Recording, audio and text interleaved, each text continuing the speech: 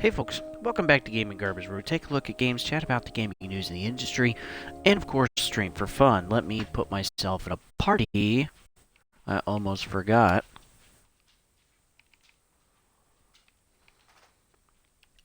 There we go. And thanks for joining me today. You can always find me over at Twitch at Don't Tread on Thee, and you can also find me over at YouTube at Gaming Garbage 22. At Gaming Garbage 22 on YouTube, we archive everything. We've started Lords of the Fallen. We're going to continue to play that. Wildlands will be on hold. I'll get to Black Ops 3 when I can. And yeah, things have just been very, very busy with us this week. And we'll also want to continue It Takes Two. But yeah, again, it's been very, very busy. I'm having 3 weeks of overtime in a row this week. And yeah, I've worked 16 days out of 20, so I literally have one more night shift left. I'm so excited to be done with that. But yeah, I'm getting as much done as I can. And so thank you for your patience. Those of you, too, that are new to the channel, welcome. And there's been quite a few of you this month. And yeah, go ahead and check out the channel. The best way to check out stuff on YouTube is through all of the playlists, and there's some stuff on the community tab as well, including voting for Off the Cuff. I will do Off the Cuff hopefully tomorrow morning, and then I'll also put up the random numbers for next week tomorrow. So let's go ahead and get into the news. So this is going to be covering October 15th. Spice, lay down. Thank you. This is covering October 15th to October 21. And this is everything from talking about some serious losses at Epic Games. We're going to be talking about a major streamer that got in trouble, which, man, it's just, they deserve more than that. And then we'll be also talking about an indie game, Diablo 4 update, Battlefield 2042 update, another game that just slid right under the radar. I'll also be talking about Disney possibly buying a publisher. Talk about Spiderman 2, Skull Island, and Lords of the Fallen. And so we'll be taking a look at those three games. So, boy, yeah. Let's go ahead and get in. We'll get through this as quick as I can, because, boy, I got stuff to do. I'm so behind on stuff. It's crazy. So, Epic Games is having some serious losses. So, looking at from 2019 to 2027, Epic will have only 1 year where they're projected to have revenues that are up.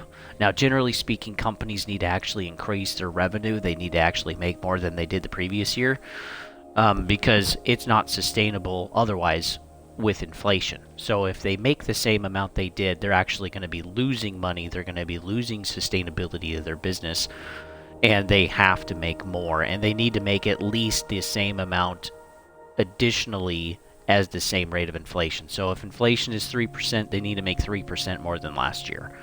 And that's generally how it works, and that's how they can sustain their business and keep their customers happy and keep their employees and the maintenance and stuff and all of that. As things increase, like when inflation hit 9% one year, a couple of years ago, this is when companies really start to struggle and they're not really making enough. But Epic Games, they've been having trouble making money since 2019. So this is even pre-COVID. And this is even the projections now through 27 still don't look very good. The only year that actually looks good so far is in 2025, where they'll see a small tick up of a few $1 million. But yeah, their projections are very, very bad. And so why is that? So partly they're looking at the deals that they're making to get exclusive games onto their stores, that they're seeing a major downtrend in the amount of contracts that they're making with publishers and other small indie studios. And so they're not really being able to provide a ton of content already to their store. And then a lot of stuff they are bringing isn't like double or triple A type of stuff. And so they're having trouble getting their money back, so to speak, for the amount of money that they're putting in, and also having opportunities to create more revenue through the contracts with these publishers and small developer companies. They're also having, too, with an issue with just the amount of buying on their store, and also the amount of money in their Unreal Engine. So this is not a publicly traded company, so we don't have all of the information, but it was expressed through the CEO that Unreal is also seeing a downturn because people don't have as much money right now, and so they're not spending as much. And Unreal Engine, they've had 5% royalty for quite some time for all of the publishers that use their engine. But what's nice is they're not changing that. They're just willing to take what they can get for right now. They already, I'm sure, saw what happened to Unity and the pushback on that, which will probably be permanent damage to Unity. And so Unreal Engine doesn't want to do that. And so I'm glad they're keeping it at 5%. And it's very easy to figure out exactly what their pay scheme is or their business model is for Unreal Engine, because once you hit $1 million, then you actually start paying, and so that's like $1 million, and so that's nice. There's actually a really easy, cut and dry thing to figure out, and people like that, and so we'll probably see an increase in Unreal Engine eventually as we get through this recession in the economy. But for right now, they're even seeing losses on that. And so, yeah, their profit margins are even being squeezed more because they're expecting $1 billion in loss by 2027. And then they're expecting total revenue through their store to be about $4 billion. So about 25% of what they're making is going to already be cut out through just losses that they're already having to pay through the sustainability of their store. And yeah, this isn't even talking about profit margin, because this doesn't include wages of the employees, this doesn't include licensing, this doesn't include taxes or insurance or medical leave or investment capital or interest on debt or anything like that. And so they're really having a big swath cut into their stuff, and it's pretty insane. And this is why they laid off 16% of their workforce already, which we mentioned in a previous gaming news. That was 830 people. And then there's also going to probably be continued layoffs. So depending on how big this recession is and how deep it's going to be for the gaming industry, which we don't have to have games, we like games, but I think we can expect more things are going to be on sale. And also, like, there's going to be easier ways to have cheaper games. And so I think the studios are going to figure that out eventually. So yeah, again, there's been a sharp downturn. And the sharp downturn of these exclusive contracts that I was talking about, it's been since Q3 of 2019. So not only COVID, disrupted stuff or stopped things in the physical world from moving, but also it prevented people from working, it delayed projects, and so they've had a continuous decrease in these contracts that they kind of rely on for their store since, well, right around COVID. So COVID really got started in China. We were probably thinking about September, started really hitting the news in November, and then by January it was in the west side of the United States, and then by February it was getting kind of all over the place, and by March here in the States it was, widespread lockdown. And that was globally synced with a lot of countries too in March. And then we had mess ups for 2 years where stuff was disrupted, work was disrupted, people could stay home and not have to work and get paid by the government through stimulus money. And so yeah, this has had crazy far-reaching effects. Yeah, COVID, I think, has had a big role to play. And I don't think we'll ever know exactly how big it was, but here we're seeing some of the data, at least through the span of time and years, on how it's affected Epic Games. And so, yeah, third party, too, with the issue of the slowdown in these contracts for Epic Games, we're finding out, too, that third parties are wanting to push their games as much as possible. And so if you can have your game on one particular platform or multiple platforms, you'd rather have multiple platforms because you're getting it in front of more viewers, you're getting it in front of more people, there's more opportunity there, and just by a probability statistic, you're probably going to get more sales doing that. It's the same with, like, pushing this channel or creating shorts or continuing to create content. Or for those of you, thank you that subscribe and like and share with other people and family, and I appreciate that very much.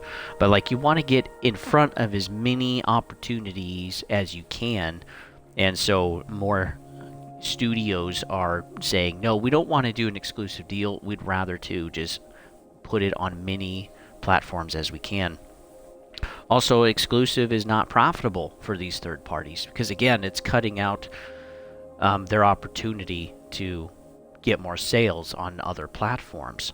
And so, yeah, if it doesn't benefit them, guess what? They're not going to do it. And that's what's wonderful about free market is people, are able to choose what's best for them. And the bulk of that creates a more fair and balanced system for the exchange of money. Otherwise, you get mega corporations, monopolies, and just crazy regulation by the government, which really destroys the economy. And maybe I could go into that someday. Some of you have mentioned that you actually enjoy the economic updates, and so yeah, maybe I should explain why capitalism is not perfect, but it's the best system we have so far.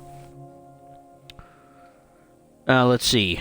So with these exclusives, Sony has also been doing the same thing. So we know they've been doing this for quite some time, well before COVID, of paying for exclusives or timed exclusives with these companies. The problem, though, is that, again, these companies are like, well, you're hindering my game, and I would rather get it out there in front of everybody all at once. And in a way, that is risky, too, because if the game sucks, well, then you just killed it on all of the platforms. But, if you're like No Man's Sky, where you really work on making it better and improving it and then bringing it to Xbox, you can kind of have a revival. And No Man's Sky has been able to do that. So congratulations to them. But yeah, having it just exclusive, it's really not opening up to, again, all of those opportunities. And Phil Spencer from Microsoft explained this during the whole court thing with the Microsoft Activision Blizzard deal, saying, look, we don't want to hinder Call of Duty. It's not profitable for us to do that. We want to get it in front of as many people as we can. And so I think Microsoft has the right idea to where they're actually just buying the studios. Instead of paying, let's say, instead of just paying for a bushel of apples, instead you just buy the whole orchard. And now you can have as many apples as you want, including a business model that already is working, functioning. You just take over the employees. Everybody already knows their job, and the business continues to make money, and then you even get more profit from it. So not only are you getting stuff for free now, you're also making more money than you would have initially. And this is the difference between this exclusivity, is that Sony has just been buying the bushel of apples from the orchard, and Microsoft is just buying the orchard. And so it is more money up front, but long term, I think it can really work out pretty well. Because now, as we know, with Bethesda, every Bethesda game now is going to be exclusive to Xbox. And we know, too, that the only game that's guaranteed to not be exclusive is now Call of Duty. And the rest of the games from Activision Blizzard could be, exclusive in some way or completely. We'll have to see how that works out. So, yeah, Epic Games is losing a ton of money. And, they're not the only ones. We've looked at a couple other companies like EA and Ubisoft, and I think everybody's basically losing money right now. So expect layoffs to continue and the quality of games to be somewhat of an issue. So, doxing, do you know what that is? We had a big streamer.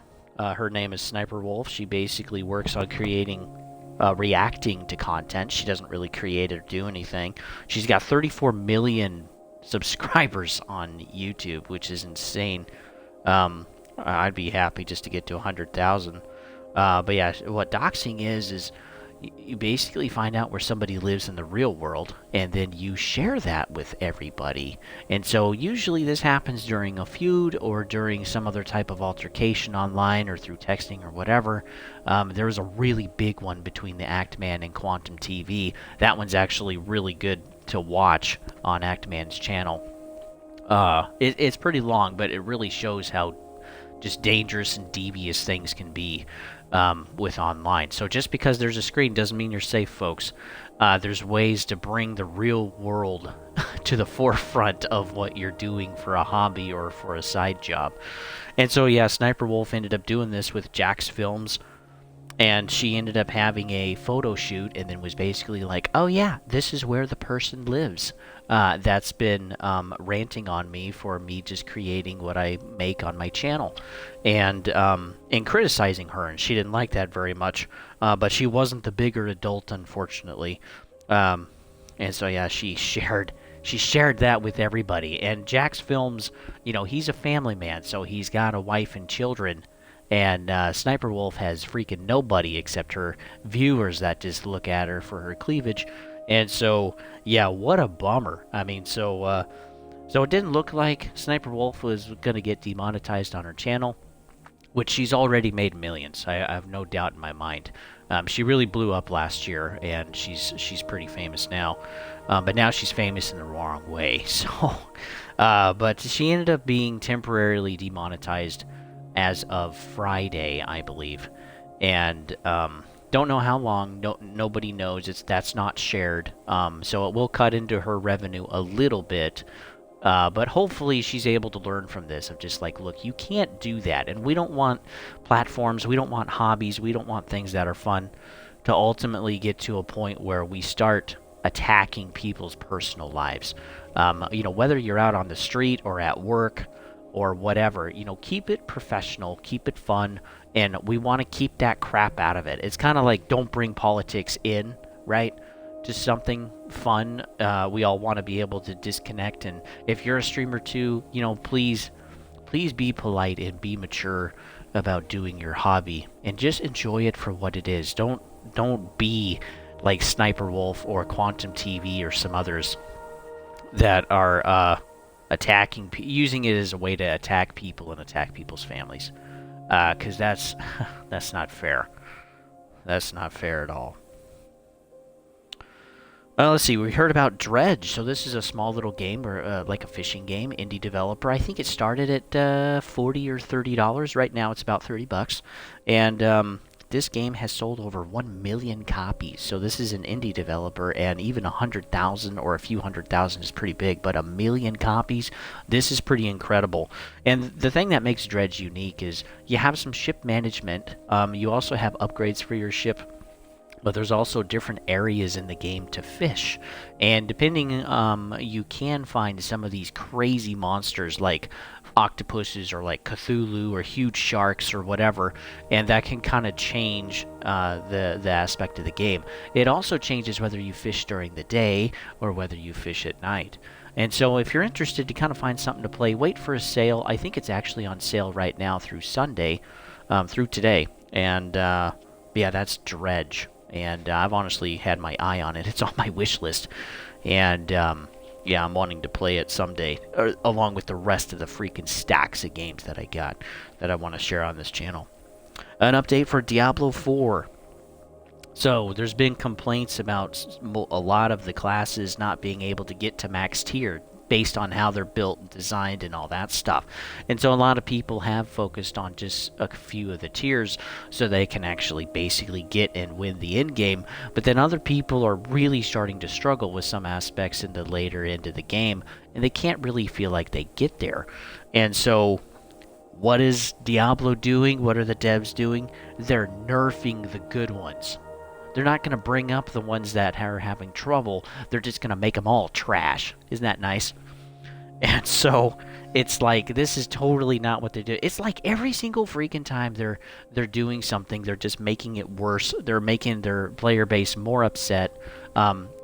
Diablo 4 is already dead on Twitch. Their player count is also very, very low. And we just had the release of Season 2, I think.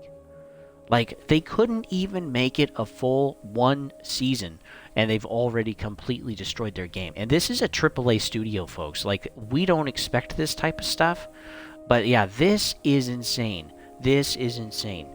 And I just can't understand. I mean, either they're absolutely dumb at the studio, or it's the leadership that is purposefully not understanding what we want as a gaming community, and they're just pushing what is going to make the most money. But again, folks, if we don't like it, we shouldn't be paying for it, including Modern Warfare 3, or the same with Overwatch 2. And there's other games out there as well. Like, we should not be paying for the type of trash that they're trying to sell us. Because, again, they're not selling us games. They're selling us digital services of collectibles. That's what they're selling. And it's horrible. But for Diablo 4, it gets worse. They also launched a trailer for Season 2. Some of us have probably seen that. And they had to take it down due to too many mistakes. Because they had the wrong map up there.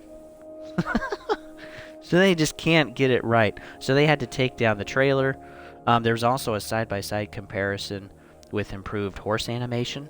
People were kind of complaining about that. And you look at the side-by-side, and it's the same. Again, I probably watched it for too long, several minutes. But yeah, it's the same. It looks exactly the same. Like, there's no change whatsoever. They improved the resolution. That's not where people were complaining about, folks. They wanted the animations to actually be fixed, not be as janky. But yeah, they didn't do that. We also found out that we can't do math either. They can't do math either because they're increasing the XP for folks in the game, on doing like certain missions or whatever. So let's say you complete a quest that's 1,000 points, and they're like, hey, you'll get an additional 40%. And they even do the math on the screen. And the math of 1,000 times 40% to them equals 1,040 points, which that isn't right. It should be 1,400 points. And, and they did this twice. And so what is going on over there? It's like it's self-destructing. So they're nerfing all of the good classes.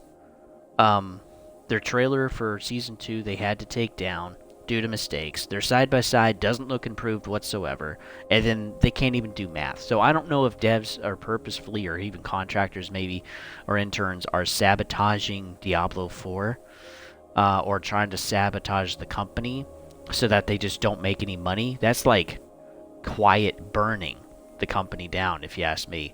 Or they're literally just above mental retardation maybe, and they just can't do any of this stuff. Like, oh my word, I don't know what's going on. It doesn't make sense. I mean, I can't believe people can be that incredibly dumb. I don't know what other word to use, but yeah, I can't believe people are that dumb that they can't figure out some of this stuff, like screwing up the trailer, the side-by-side, and can't do math. It doesn't make sense. And so I kind of wonder too if Microsoft, have they made a mistake buying Activision Blizzard? Because even with what we see with Modern Warfare 3 and Sledgehammer Games, it's like, okay, this is not what we want. This is not improved. This is not a full game. You're just meshing things together from different games and calling it good. Treyarch is actually doing the zombies, but again, I'm not very excited about the zombies either.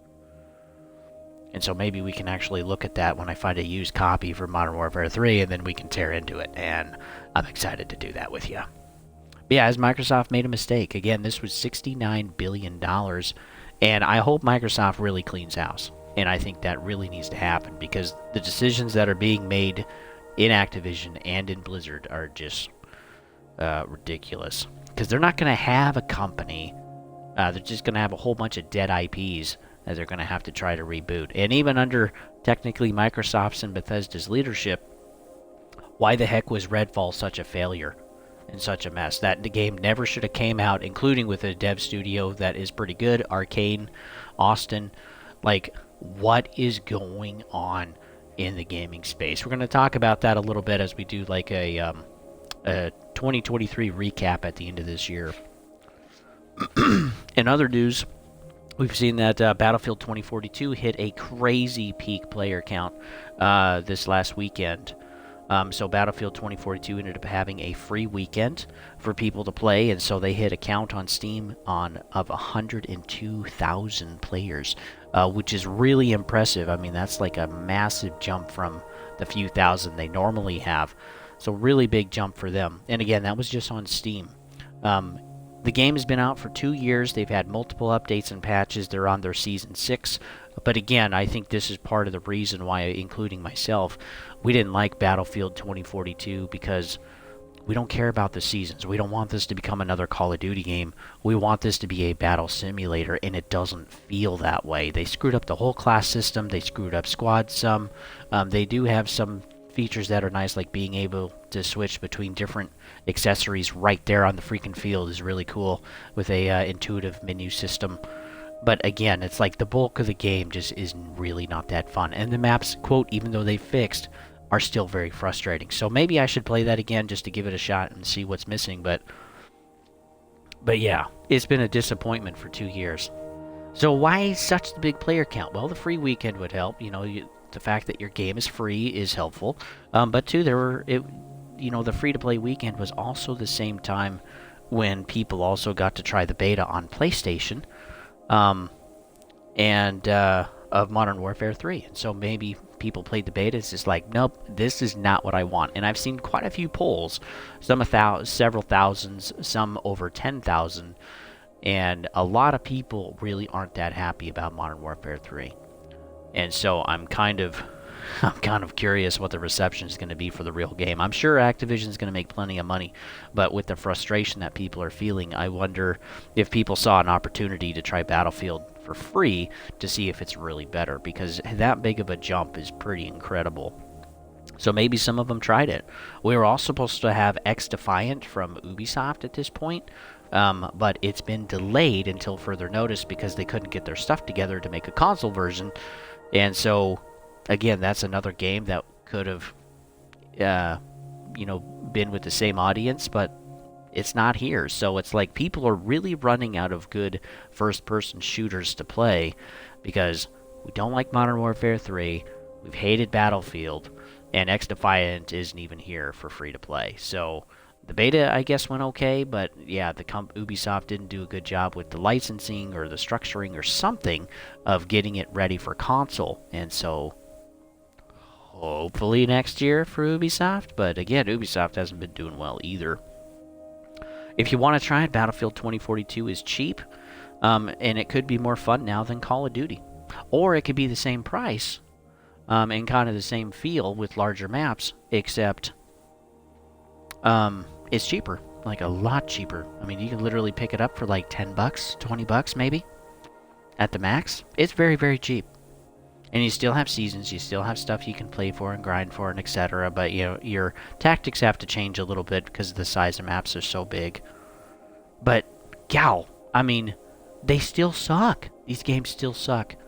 And I really hope these someday come back to normal. EA gets their stuff together. Probably never will. If Madden 24 and NBA 2K are any example. And I mean, all this in FIFA and football, I mean, all of those games, sports games, have also just been a mess. But yeah, I think we're going to go through some pretty brutal years still in the gaming industry. So a game that flew under the radar and did not sell very well, the studio is already having layoffs. So the game was Lamplighters League, and this came out on October 3rd. This is also on Game Pass, and they're seeing, free opportunity, quote unquote, right, to play the game. And people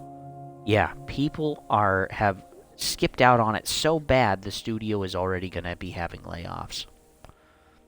And I did check on Metacritic. There are a few that have actually played it. They gave it kind of 60s.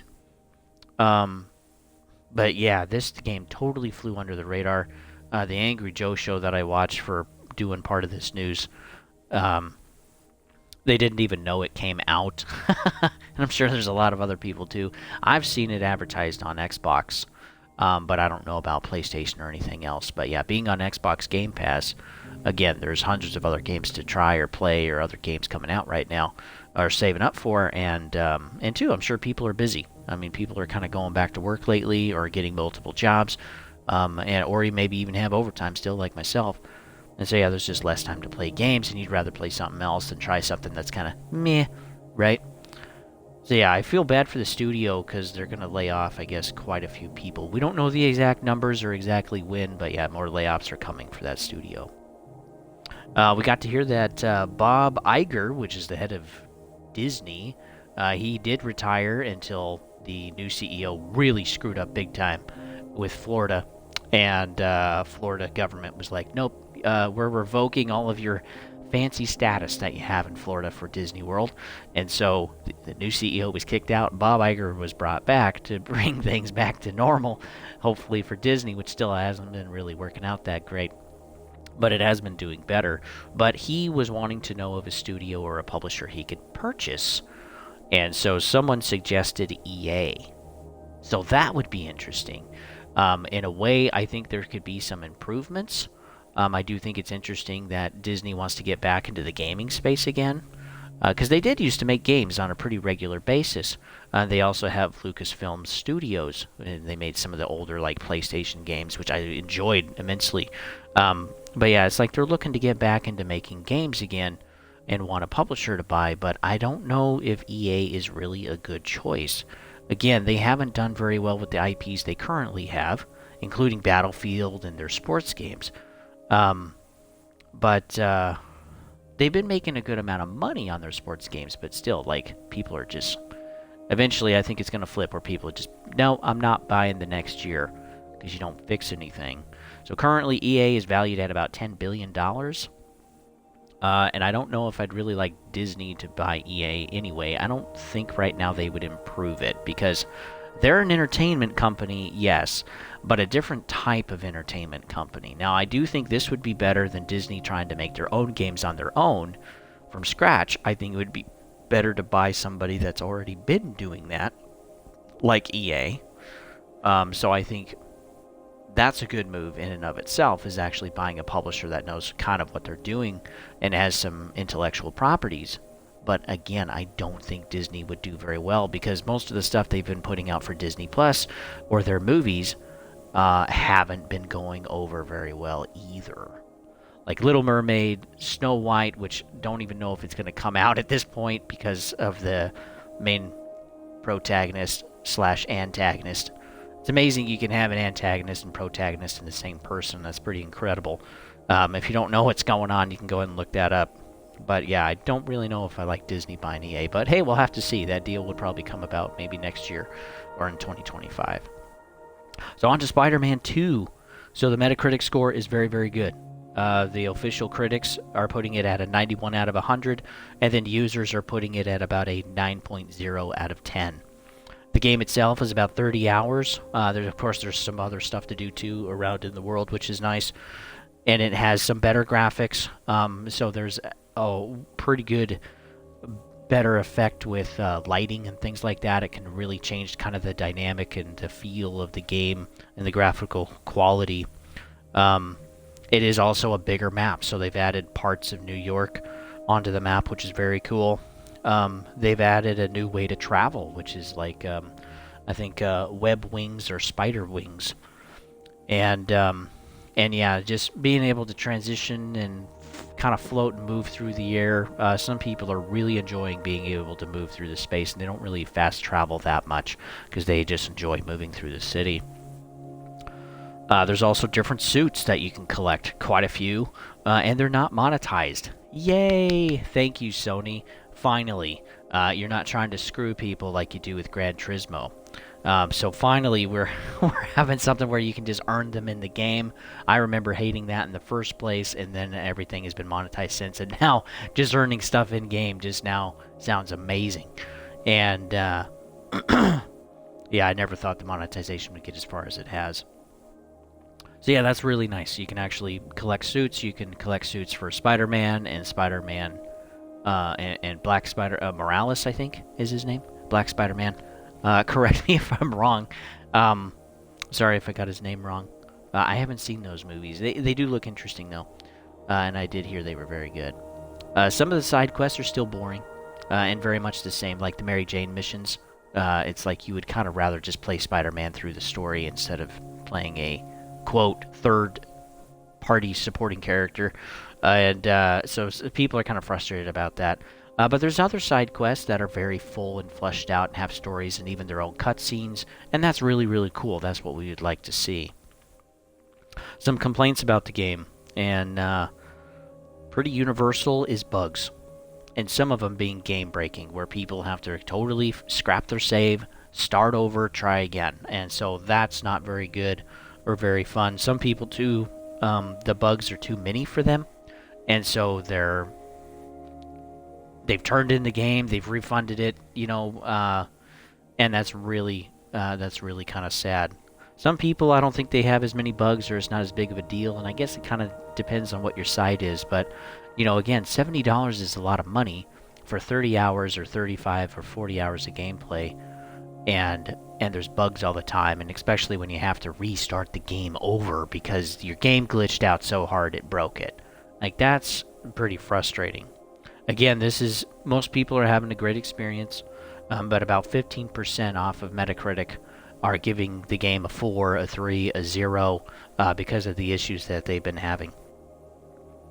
Also, some people are saying that the game really didn't change that much, and that that this is more of an upgraded Spider-Man 1 instead of a new game. And the infrastructure is probably the same in some of the mechanics, but I don't know if those people played enough to actually get into some of the upgrades and changes in the game. Just kind of like with Starfield. Again, maybe people quit a little too early, and if things aren't amazing within the first couple of hours, they just quit playing. And, honestly, that's their loss, because it takes time to get invested into games and movies, and not every movie and game can be a Michael Bay game, because there's different abilities, there's difference in suits and stuff. You can swap between two different characters. You have the implementation too of Venom along with Spider-Man, and so it's like you kind of have 3 different characters you can play in the game, with the difference of being able to travel and stuff like that. And there's some really cool innovations too that they've added in the game, and I just don't think people are getting there quick enough to be able to continue going. So be endurant, folks. Like, try the game at least for 10 hours before you just kind of give up on it, or 5 hours. Give it some time. If the game is going to be really big, give it at least 10 hours. Like for me, for Starfield. Like, again, Starfield is a solid 7 for me, almost an 8. And, I've enjoyed it so far. There are some things that I think are kind of annoying, but again, it's like that's how Bethesda makes their games. And I think we're getting to a point in the player base where we have been catered to so much that we can't really enjoy investing the time to really get an amazing experience out of entertainment. And let me sidetrack for a little bit. We got to watch Fellowship of the Ring in a second theater and had a wonderful time. And the first 5 minutes is talking about the entire history, to bringing you up to speed on Middle-earth. And, 5 or 5.5 minutes is kind of a long time, but, like, it was so good. You didn't feel like it was 5 minutes. It was really good writing, good visuals, good timing with everything, and it was really, really well done. And my wife and I, we sat there basically for 3 hours watching the movie, and again, it didn't really feel like 3 hours. It was very enjoyable, it was enticing, but, like, it took time to invest in the movie. It wasn't like everything was amazing and explained in 30 seconds or a minute. I mean, we actually, and with kind of walking through things, walking through experiences, being patient and seeing what happens, we're able to see the character development, we're able to see the struggle with characters, we're able to see the different areas and kind of the glory of, like, Moria and Rivendell, and we're able to see some of the stuff for, like, the fight at Weathertop. And, man, it's really, really cool. And, like, what happens continuously is, like, the movie builds on all of that as a foundation, right? And it keeps building on itself. And I don't feel like games do that today, because they're trying to give too much quick action. And when they do, it doesn't really mean anything because they haven't developed anything. And I think part of it is because the studios, some of them don't know how to do it anymore because too many old people have retired and they got new folks that have come into the space. And then I think the other thing is that they're just creating what they think the gaming community wants because they have the patience of a goldfish. And I think that's the other problem. So be patient, folks, because nothing great comes quickly. I really want you to remember that. And so, yeah, maybe wait for a sale for Spider-Man 2. A lot of people have been enjoying it. Again, there's about 15% that have been complaining about the bugs consistently. And another complaint, too, is the movie-like boss fights. So some people really don't enjoy that very much. Maybe where you have to push buttons, or there's kind of cinematics broken in and out of a boss fight. They'd rather just have the whole boss fight and be able to control stuff. And so I think that's more of a preference, and that's a type of style of boss fight. And if that's not your preference, that's okay. But again, that doesn't make it a bad game. It's just like if you don't like 2.5D, you probably don't want to play Diablo 4 because that's all that is, right? So in another game that came out, we did talk about this quite a while ago, but Skull Island Rise of Kong. We've had Forspoken, really bad game. We had Redfall, which was worse. And then it's like, okay, it can't get worse. Gollum came out and was even worse than that. And then this game is like, hold my freaking beer. And so we have Skull Island Rise of Kong. This only one official critic has reviewed it so far, which is a 30 out of 10. This came out October 17th. And this game is really, really bad, and there's a really good reason why, and we'll get to that. But the gameplay and settings are very bland. It's very ugly. The resolution is horrible, very arcadey. It's worse than arcadey from stuff that I've seen. The game looks like it's 360 quality. I mean, horrible. Really bad. Peak players on Steam is only 22, and that number has not moved. Even as of a few days ago.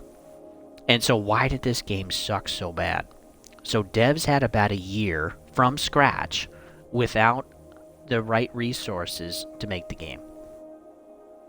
And that's the parameters that the publisher put on them. And the publisher is known for just cranking out games as quick as they can, like mobile games, right? You have pretty low expectations for a mobile game. But for console game, you expect a little more passion and love, but if you only have a year, that is pretty insane. Some of the devs are trying to make the best of it by saying that, hey, with what we had available and only having a year to do it, we're pretty some of us are pretty happy with actually what we made. Like, it's a somewhat of a full playable game. But man, what a mess. And two, we found out that only about at any given time during this last year, they had from 2 to 20 devs total working on the game. And that's kind of like Hello Games to an extent with No Man's Sky, except they had procedural generation and an algorithm to help build the game, which is why it's so big. But good grief, they didn't have that. They literally had to build everything from scratch. And so, yeah, this game is horrible. Don't buy it.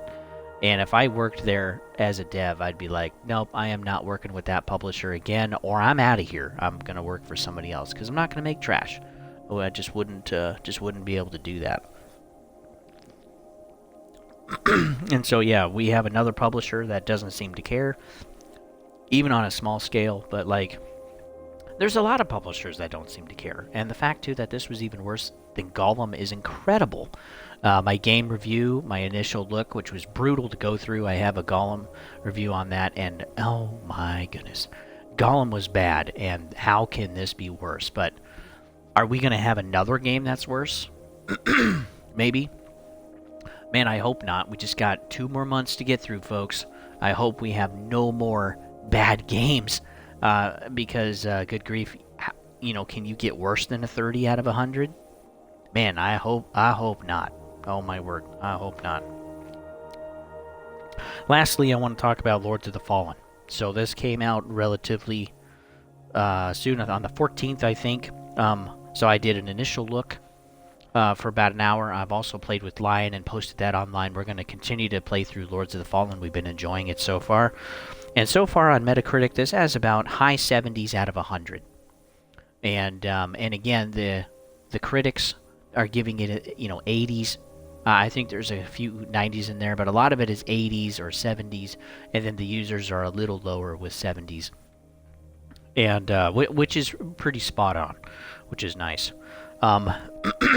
the game did have some bugs at launch, especially on PC. PC, again, just stuff ported over for them is just brutal. And I feel bad for PC players because every time they have a game launch, they need to at least wait 6 months in order for the game to be playable. And so there's been issues with crashes, there's been frame rate issues, there's been issues with clocking, there's been issues with making sure that your drivers are all updated for your graphics card, otherwise things are going to be all boogered up. So yeah, I just feel bad for PC, and if I was a PC guy, I'd probably switch, because it's like, at this point in my life, I just need to plug it in and play it, because I only got an hour anyway. It's not like I can sit there for hours in front of my console or my PC. I'm not at that point in my life yet. Very busy daddy. So yeah, the game is, Lords of the Fallen is a reboot from a game in 2014, if you don't know. The reboot did pretty bad. And I did play the reboot myself, and was just like, I played about an hour and that was it. I just couldn't do it anymore. And, but yeah, this reboot is definitely a heck of a lot better than the last one. This is made by Hexworks, and this game too has been in development for some time, and it's had some problems. So it's switched between 3 or 4 different studios now. Hexworks was finally created in-house with CP Games, and they were able to make the game. And this is Hexworks' first game. So for a first game, this game is really good and really fun.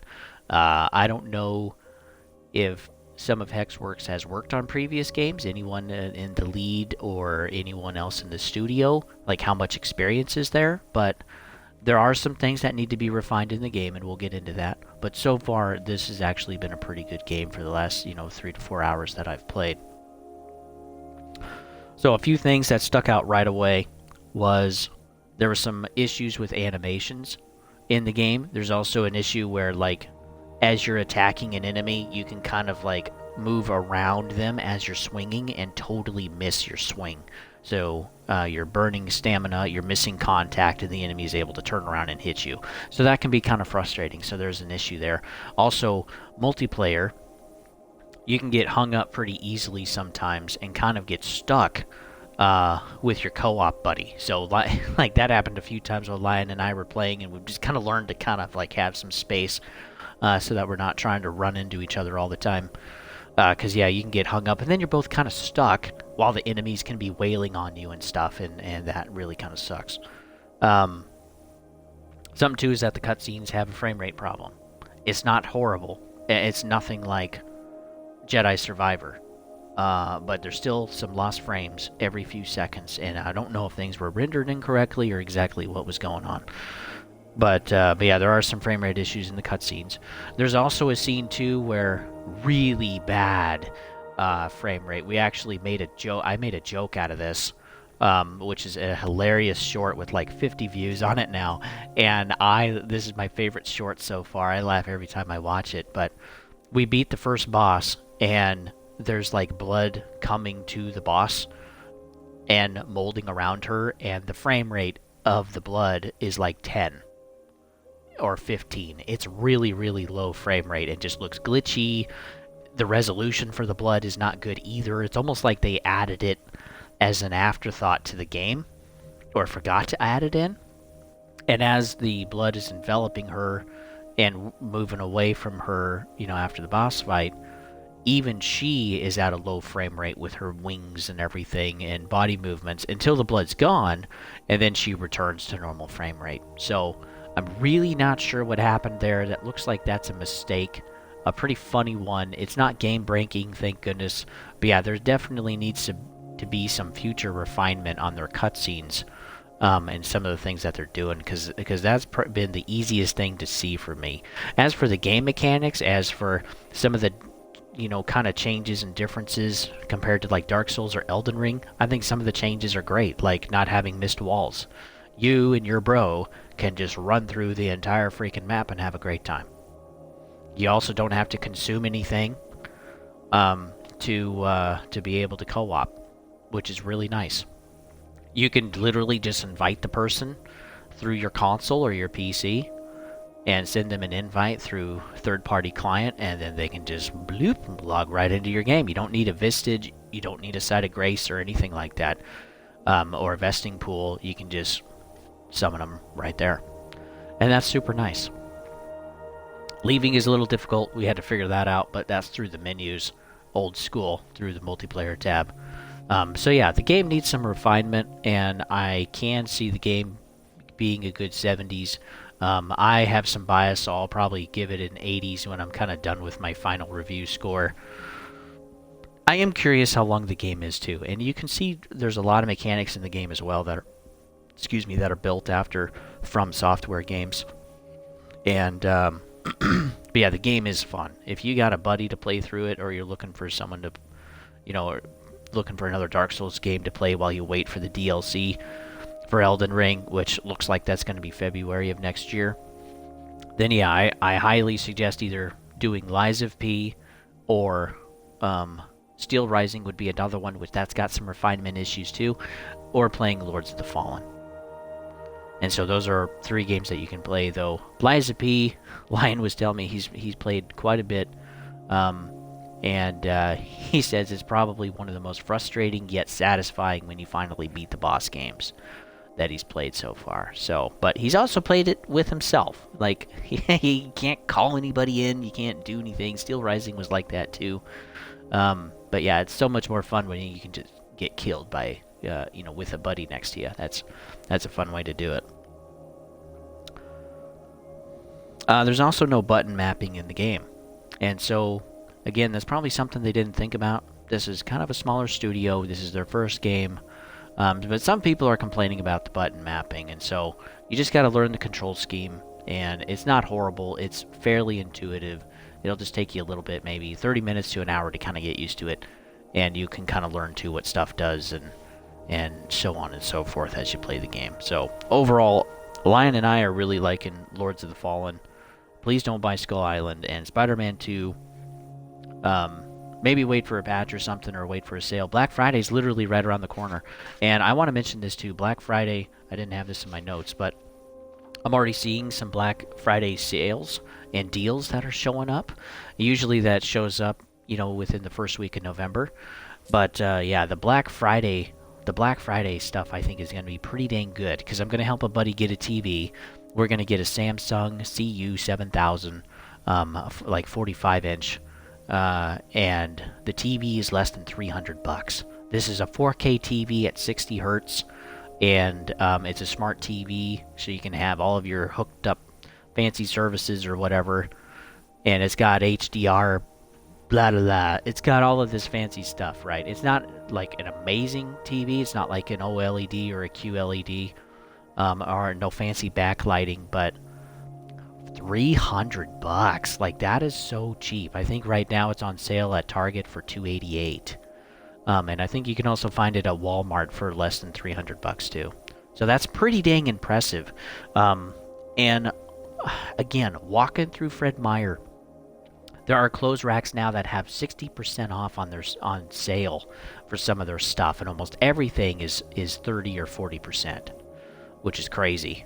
And some stuff that's never on sale is on sale at like 20 or 25%. So if you're looking for something specific clothes-wise, definitely go to Fred Meyer and see what you can find, because there's a ton of sales. But I'm also starting to see this in like Target. I'm seeing this in Walmart.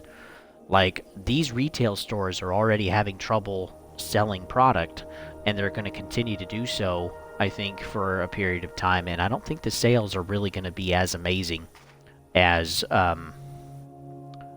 what they're expecting. So last Black Friday was already a downer for the retailers. They're expecting this year to be better. Let me turn off my alarm. And, but yeah, I think Black Friday is going to be a really good opportunity to buy anything you want on sale. So if you're looking for something specific, even if you're looking for a new headset, this is just a freebie. I love this headset myself. It's a Rig. So a good entry is a Rig 500 for like 40 or 50 bucks. And on Black Friday, I'm sure there's some places that are going to be cheaper. And but yeah, Rig 500s are really great. They're a corded one. Personally, I like corded for the most part. But the great thing about Rig is that how compartmentalized the headset is. And this is what you're hearing right now. The quality's actually pretty good. And the drivers, I think, are 30 millimeter or 35 millimeter drivers. So the sound quality isn't amazing, you know, but it's still pretty good, and especially for the price that you're paying. It's better, in my opinion, than Turtle Beach. It's better than Afterglows or Astros. Well, maybe not quite Astros, but they are also very comfortable. These rigs are very comfortable to wear. And I also have glasses, and they don't dig into the side of my face, which is great, or dig into my ears or whatever. They're very nice. There are also 600, 700s, and 800s. Those are all wireless with Bluetooth and stuff, 2.4 gigahertz. I don't remember what the range is on those, but you know, the sound quality just goes up, and so does the price. But even 700s, I think, are like $100. So if you're looking for a wireless one, again, I would look at Rig. And again, the ability to just swap out parts and replace them is so nice. I mean, like on my Rig 500, I can replace the headband, I can replace the ear muffs, the cushion, ear cushions. I can replace the microphone. I can replace the wire, the corded wire, if I want to, and I can also replace the frame. The only thing I can't replace, usually, you can find some on eBay, but you can't really replace the actual ears themselves, because that's where all the electronics are, and that's the most expensive component. But it's really easy to hop on Amazon and find parts for $10 or less, and buy the parts and fix your headset, instead of, oh, it broke, or this is wearing out and I gotta buy a whole new one. No, that's not how they built it, that's not how they designed it, and I highly promote these solely for that reason. Yeah, so do your own research too. But yeah, I love these rigs, and I've actually thought for Black Friday of actually doing something to talk about these and my experience with these. We bought one for my wife. We bought a used one for like $30, I think, and we bought a new cord and microphone, and then ta-da, that fixed it. And so yeah, we've really enjoyed ours. She's had hers, I think, for a couple of years. I've had mine for about a year and a half, and they're going strong, baby. Love them. So anyway, thanks for tuning in, folks. Hopefully you guys are doing well. Just be leery of the weather. Things are changing. We're even going to possibly get ice here next week. And yeah, just be aware that, you know, we don't need anybody crashing, because we need you to watch the channel. So, so yeah, be safe out there. Again, if you're new, welcome. There's tons of things to look at with the playlist on YouTube at Gaming Garbage 22. And I don't really have a streaming schedule. I just stream when I can. But if you want to subscribe to the streaming, you can as well. And when I'm actually playing something, I try to actually watch the chat. Really trying to get better. But it's so hard because I'm trying to stay alive in the games that I'm playing. Because I don't play Cookin' Mama, right? Or Tetris. I'm actually trying to survive in the game. And so I don't watch the chat very well. But I do look at it periodically and try to interact with folks. But most of you aren't patient enough, and hey, that's okay, I understand. So anyway, I'll see you guys on the next one.